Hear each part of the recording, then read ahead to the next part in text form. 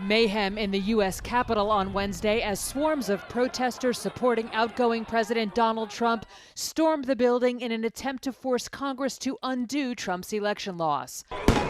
Police drew guns and fired tear gas after pro-Trump protesters marched through the halls of Congress. Everybody stay down! Get down! House members were told by police to lie on the floor and grab gas masks under their seats. Police said a woman had died after being shot at the Capitol. The National Guard was also deployed to the scene. Some lawmakers live tweeted the dramatic lockdown, one calling it surreal, another, Dan Kildee of Michigan, saying, quote, "This is not a protest, this is an attack on America." The chaotic scenes unfolded after Trump addressed thousands of protesters and repeated false claims that the election was stolen from him due to widespread fraud.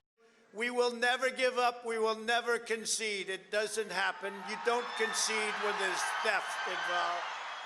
Trump also applied fresh pressure to Vice President Mike Pence, who had been presiding over the joint session of Congress and had to be escorted from the Senate, to unilaterally reject state electoral college votes. And I hope Mike is going to do the right thing. I hope so. I hope so. Trump later posted a video on Twitter in which he repeated his unsupported claim that the election was stolen from him, but called for peace and told his supporters to go home. This was a fraudulent election, but we can't play into the hands of these people.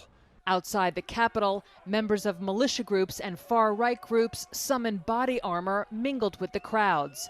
President-elect Joe Biden said it was an unprecedented assault on U.S. democracy and called for the siege to end. It's not protest, it's insurrection. And the head of a business group that represents 14,000 companies, including ExxonMobil, Pfizer, and Toyota, urged senior U.S. officials to consider invoking the 25th Amendment to remove Trump from office.